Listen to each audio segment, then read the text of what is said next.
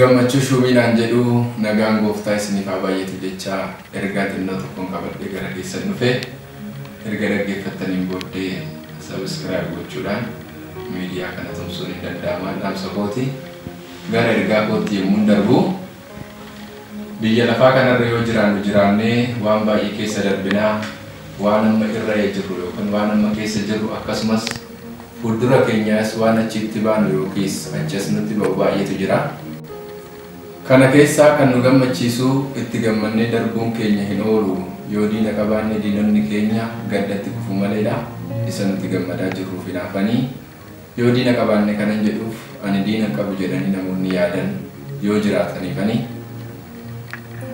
Wanti nu gaddisiisus yommuu dhufu immoo itti miidhamnus darbuun keenya yookaan jiraannee gara boqonnaa kutaa jireenya keenyaa isa itti aanutti darbuun keenya yookaan haalichi nurra darbuun isaa hin oolu.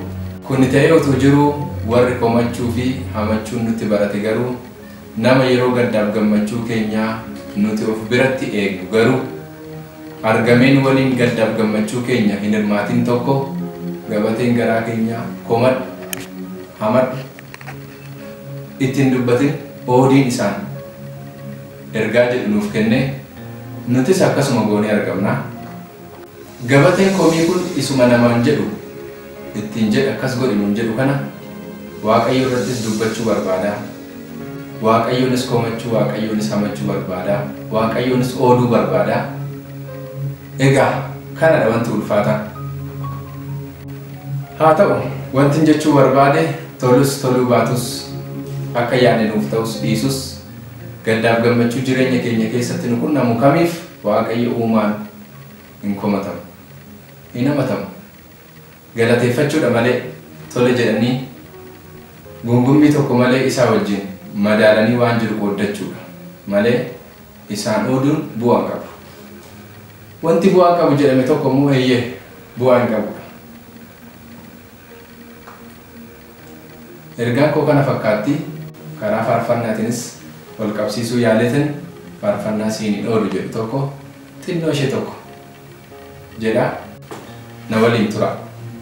Siin komadhu hin dubbadhu waan kumaa Yesuus koo hunduu siin darbamaa har'a ulfaatus karaa kee natti hin badu kanaafuu ani siin hin oodu. Siin komadhu hin dubbadhu waan kumaa Yesuus koo hunduu siin darbamaa har'a ulfaatus karaa kee natti hin badu Waaqa koo ani siin hin oodu. Siin hin oodu, siin hin oodu, siin hin oodu.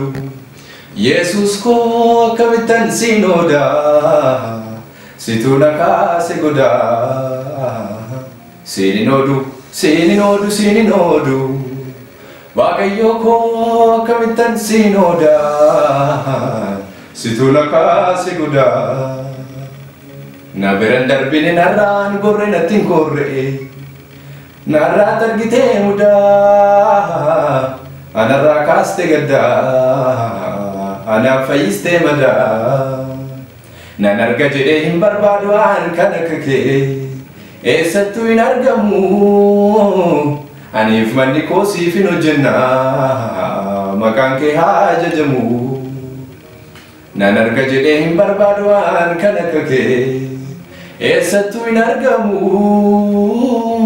aniif manni koo siif hin hojjenna maqaan kee haa ajajamu. Homtuun jaalatu homtuu sitti hin goru kanumaan qabne karaarra ciisu haalaan madaale yeroo laale garaan kee karaatti nama niisu amalaa fi akkaataa kamiinuu nama jaalatta. Jijjiirtee nama raagota yoo dubbattu yoo hojjettu ofiitti amantaa addaati maaliif hirkata amalaa fi akkaataa kamiinuu nama jaalatta. Jijjiirtee nama raagota yoo dubbattu yoo hojjettu ofiitti amantaa addaati maaliif hirkata.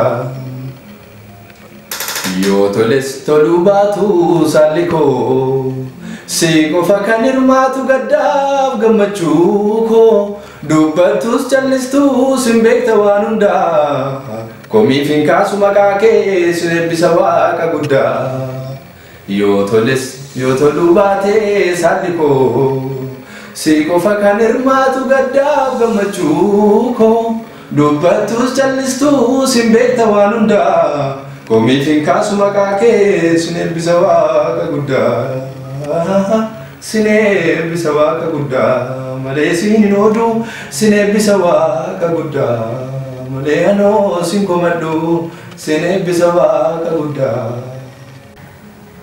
Kana fakkaatti ergaan kooyi hadaraa keessanii warri waaqayyo beektan waaqayyoon komatamuu isaan hin oodamu kana sirrii jirtaa cimii yookas kana balleessiteerta sirreeffadhu hin jedhamu waan ta'eef isaan ooduu isa komachuun nurraan eegamu biyyi lafaa hin quufnedha fedhii foon keenyas hin dhumnedha kanaaf xinnoos taatu guddaa harkaa qabnuu fi mijataas ta'u ulfaataa jireenya keenya haan amma irra jirruun waaqayyoon galateeffachuu fi hojii gaarii isatti tolu keessa deddeebi'uun waan nurraa eegamu ta'uu isaati wanti ani dubbachuu barbaade tole waan dhaggeeffattaniif eebbifamaa eebbaaf ta'a waan akkanaatii fi kan kana fakkaatu kan biraatiif miidiyaa kana subscribe gochuudhaan maamila ta'aadhaa waaqayyo guddaan baraaf jireenya keessan eebbisuu eebbifama.